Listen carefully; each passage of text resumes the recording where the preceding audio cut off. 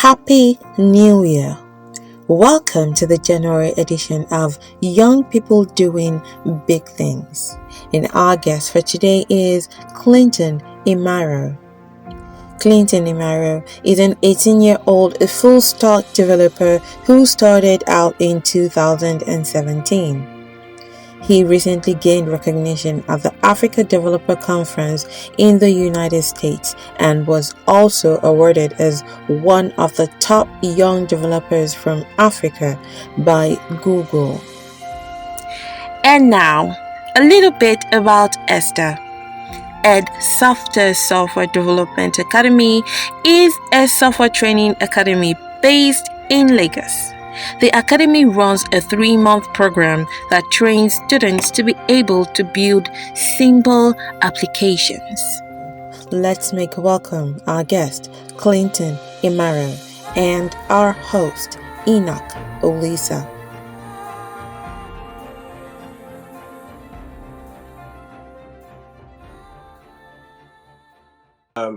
Hello, everybody, and welcome to another edition of Young People Doing Big Things.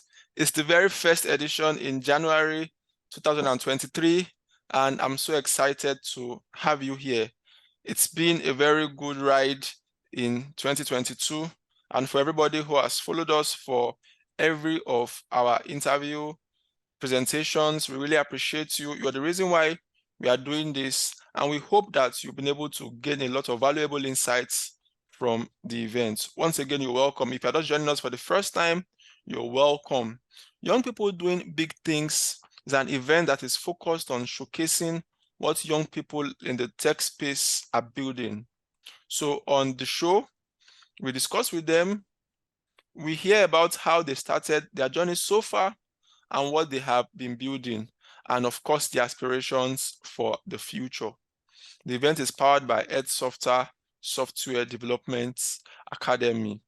And on today's edition of the program, the very first edition in January 2023, we will be speaking with Clinton Imaro.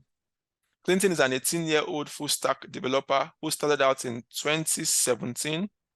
And just to talk about some of his achievements, he recently gained recognition at the Africa Developer Conference in the United States and was also recently awarded as one of the top young developers from Africa by Google.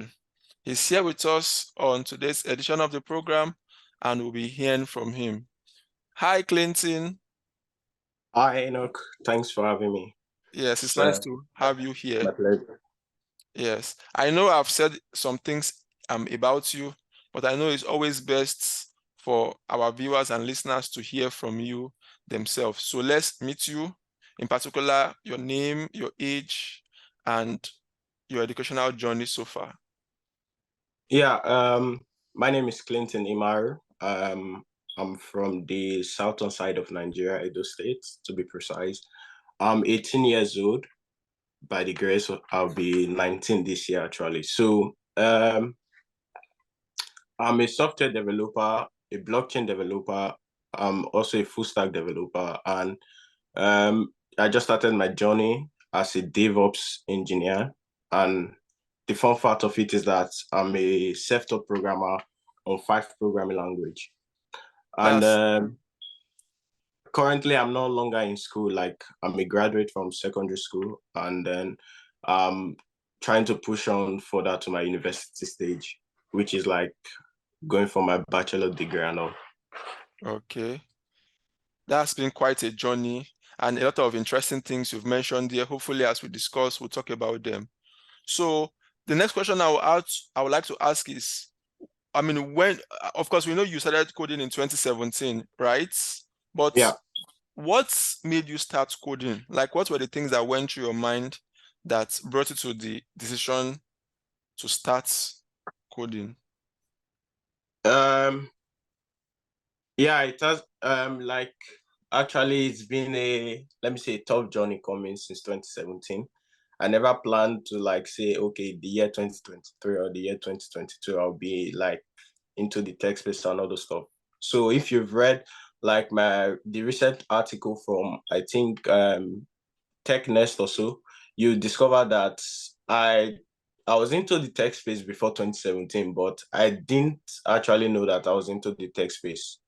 So I started with normal, what's it called? I started with just like building of materials, innovation. So I started with the innovation aspect, not like pure programming.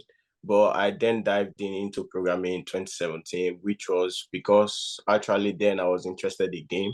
So my uncle saw that I was interested in game and he like told me, Clinton, do you know that you can actually build this game yourself than like playing the game that people already built? So I said, oh, then he introduced me, told me about programming. Then my computer teacher then at school also told me about it. Like after me and my uncle discussed, I went further on to ask my computer teacher more about programming. So he like gave me a breakdown into programming, how it works, and like telling me that okay, behind any button you click on a mobile application or a desktop, there's always an action behind it. So there are codes that has been written behind those buttons for it to perform those actions. So that was when my love for programming started actually. I mean, this is very insightful to hear. So if you're watching this and you are an uncle or you are a teacher, know that you have a lot to do. And one of the things that you can do is to push young people under your tutelage or mentoring in the right direction. I mean, I love those constructs that you said, that for every button you see, somebody has written the code behind that. That's, Yeah. I mean, that's a very that's a very simple construct that really paints the picture of software development and coding to people that don't know about it. So, Clinton, I know you mentioned you have knowledge in 5 programming languages. So we would like to know what the languages are. In summary, we would like to know your stack, that is the technology tools that you are proficient in. Yeah. So one is Java, which that was like the first programming language that I started with. And Okay. so alongside, like I only learned Java basics, like I had a tutor then for Java basics. So then further on, I became self-taught on like the GUI aspect of Java Advanced and also wrote my professional exam for that. So for Java, I mostly use like you can use various like compiler and all, but I always use Java mostly for like desktop applications. So I prefer using NetBeans or other like compiler for that can actually take Java. Then I'm also into HTML and CSS. I'm also into React JS and all. So I'm also into Flutter, that is for iOS development. Like you can also use it for cross-platform development, like for Android and Yeah. iOS. And I'm also Yeah. into PHP. So, but that's like a programming language that I don't like going into. I'm a self-taught Okay. programmer on it, but I don't just like coding on PHP. I think that is one thing that most developer, if you ask any developer today, they don't like PHP actually. So I'm into PHP and other few programming language that I just do maybe on my mini time. Okay. That's been quite a knowledge journey, Therefore, and that's nice to sorry, hear. and Okay. for blockchain, I use Solidity, Rust, and some few others. Then yeah, for my front end mostly, that is when I use React.js, HTML, and CSS. And for backend, I use MongoDB and some other like, but mostly use MongoDB. That is Okay. that's like the most one I use actually. Okay. Okay. Okay. Nice stuff and nice knowledge you've acquired over the years. Let's move on to another question we always like to ask. What's been your highest point so far in software development? My highest point so far in software development, I would say, is like there are a lot, but the one I can just pick out from it is like my highest point so far in software development is actually contributing more to open source project and also helping others like young tech is coming up, like giving them hand. since I've been into the tech space for like close to 6 years now. So I think that is, if you ask me, that is my most achievement so far as a software developer, like helping, contributing, and also imparting the word. That's some cool stuff, Clinton. Glad to hear that. One of the things we usually share with the young people we're also privileged to mentor is that software development, like any other life pursuit, is like a journey. So when going on a journey, it's always very good to take advice from people who have gone on that journey so that they can tell you the things you expect. So then moving to, putting it in a different light is also it's now very kind and very magnanimous for people like you who have passed that journey to take it upon yourself to show people coming behind you the road. That's nice to hear.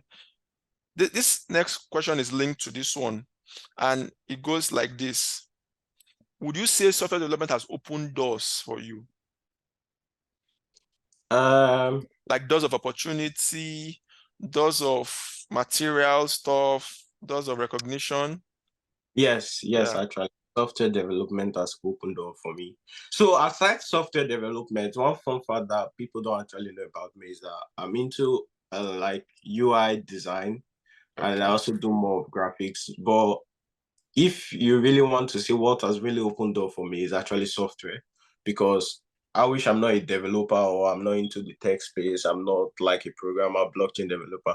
I don't think people know about Clinton or who is Clinton today. So software has actually opened door for me in many ways, gained me so many recognition, awards, connection, networking. That is the most important thing when you're in the tech space. So like, yeah, it has really opened doors for me, to be sincere. Okay, that's nice to hear. And for the fact that you mentioned networking, I really appreciate that. Let's hope a young techie watching this can learn from that. Most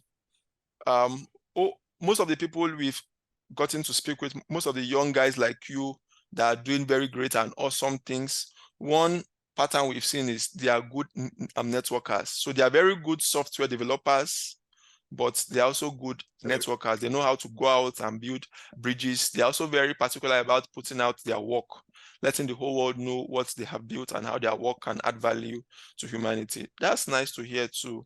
Now, this is one question young people usually ask, and I know somebody watching this too want to ask.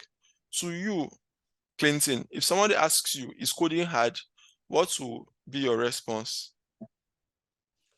For me, like different people has like various people have different perspective of coding. But for me, I can say coding is hard, and at the same time it's not hard. At the aspect of me saying that it's not hard, that means like when you know what you are doing, when you know what you want to achieve, when you know where you're going to, or what you're driving at. So you can easily learn programming. Like people will say, I don't have to head for me to be able to become a self-taught programmer on 5 programming language. So it takes time, consistency, and motivation to like go into coding, to go into the tech space. So there are two different things. Like coding is hard in one side, and code is not so hard. So I can just broadly say code is not for the weak. That's nice to hear. If I will expand on that, I think that's a very good construct. Coding may not be hard, but it's not for the weak because it's a long journey. Yeah. It's a long journey. It's not a journey that you start today and you expect to start making money from in like let me say 3 months time. So like one thing I always tell techies or young Gen Z coming up is that when you are going into the tech space, don't go for the money first, because it's going to weigh you back, really back. So I remember I started my tech journey in 2017 and I earned my first tech money, I think around 2019 or no, 2020 during the pandemic. Thus, So so I really appreciate that, Clinton. One of the things we also tell the young people we are privileged to mentor, some of the things we tell students in our software development school is give it 3 years.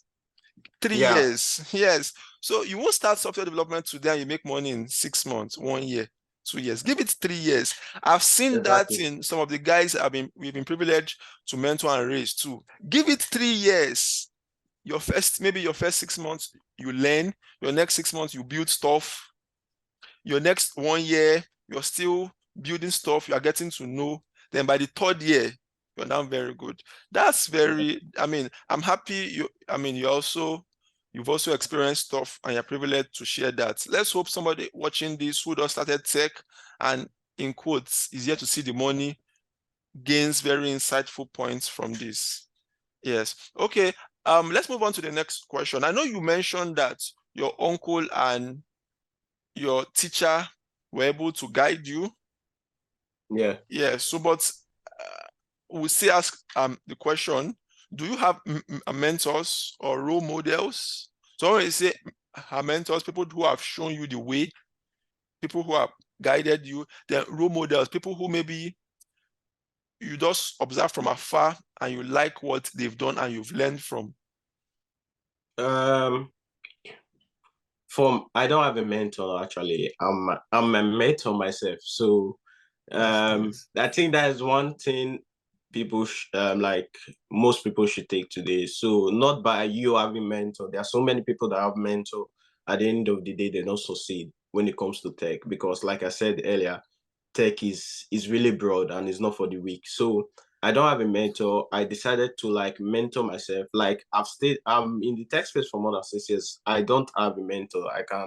I'm just like anytime I feel like doing something and I at the same time maybe one side of my body is telling me, okay, Clinton, you can't do this, don't go for it. I'm just like trying to keep myself motivated that I can do it. So I don't have a mentor, but for role model, I do have few role models that I look up to, like saying, okay, I want to be like this person, or I want to do what this person is doing. I want to be able to achieve what this person has achieved so far. So yeah, but for mentor, I never had a mentor.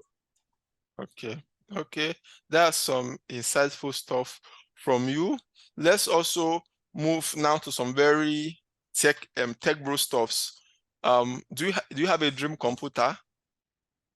For now I have, let me say yes, but Okay. I still want to like expand, like not a computer this time, but I have a dream computer obviously, and I also have like a workspace for now, but I want to expand my workspace more broadly, like yeah, like I have a, instead of using my computer and maybe a normal screen, like I have at least three to I when I'm working, I like it when I have at least two extra screen around to like view what I'm doing and all the stuff. I move around stuff. Yeah, I mean, that's some nice tech bro stuffs. The second yeah. one I'd like to ask is, do you have a dream company? Like, what's that company presently that you like to work for if you could choose? Before I do have a dream company, but now I think I prefer working for myself, which is my company, than working for people. But I still work for a few companies so far. Like I work for Code Fever and all the stuff. So, but one company I would also like to work with aside my own company is either Google or Meta. That is Facebook, actually. Okay, that's very good to hear. And well, I would like to say maybe Google and Meta, but Google in particular has done a very good job of brand awareness. Most of the young guys like you who are doing very big things, most of them have also mentioned that Google is a dream company for them. That's nice to hear. Okay. It's been nice speaking with you, Clinton. We now move to our final questions, and it's based on business and nation building. Do you feel software development is underutilized in Nigeria? Linking it to the second question, what are easy problems around us do you feel softwares can solve? Okay, for the first question, do you think, I think, for me, I think yes, it's underutilized in Nigeria. Not just Nigeria, in Africa especially. I'm going to explain a bit more on that. Why the second question was, sorry, can you take the second question again? What are the easy problems do you feel that software developments can solve around us? there are hundreds of problems that software can solve, not just around us, like in the society. That's why if you know me very much or you've been following me very well on social media and all the stuff, I always preach about like before building a big application, try to look around the society where you are. Try to fish out problems that can be solved with the help of technology. So, because you don't just say, okay, I'm living in this type of environment, and or you're living in Nigeria, you don't know that there are a lot of things software can solve.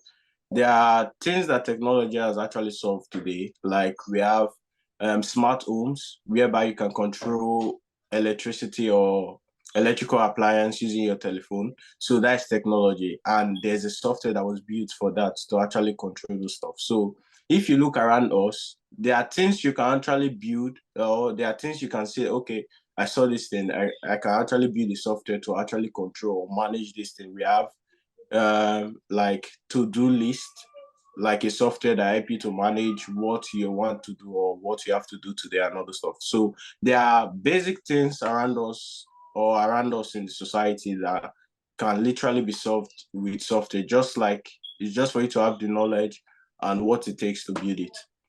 Okay, thank you very much. It's nice to hear that from you. And let's now end with this question.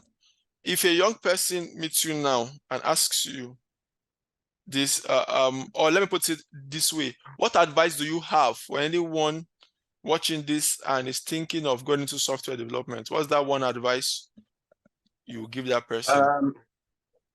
Like I said before, if you're going into software development or you're going into the tech space, don't go because you see that, okay, people are making it or people are actually earning a lot from software. So don't go into it because of the money actually. And also, if you want to go into software today, be your own role model. Don't be like let me use the word jumping dog that always like move from one particular learning process to another. Like you are just trying everything. At the end of the day, you're a master of none. So try to focus on one, even if it takes you at least 3 years or 2 years to learn that one to be perfect. Try to just focus more on it, and the end result will be marvelous. And also, anything you're doing, it's very important to have that motivation, to have the zeal, and also be consistent about it. Okay, that's nice to hear. Thanks so much, Clinton. It's been nice speaking with you. Lastly, some of our viewers would like to follow you on your social media platforms. So if you can kindly drop the handles or the profile names of social media platforms you're active on. I'm mostly active on LinkedIn. Also, once you just search Clinton Imaro on LinkedIn, you're going to see me. I'm also active on Twitter. If you search Clinton Imaro, no, my username on Twitter is Imaro Clinton with double O at the end. So if you search that on Twitter, you're also going to find me. But across all social media platforms, once you just type Clinton Imaro, I'm sure that my profile will be the first you see because I literally have one profile across all social media platforms. Okay. Thanks so much. I'm Clinton. It's been nice speaking with you. And thanks to you, our dear viewers, for joining us. If you're joining us for the first time or if you have not subscribed to our YouTube channel, please click on the subscribe button so that you can be notified anytime we drop new videos like this. Thanks for joining us, and we hope you have learned a lot of things from our discussion with Clinton. It's been nice speaking with Clinton, and of course, we'll be here rooting for him as he still moves on in doing big things. Thanks so much once again, and bye for now. Thanks for having me.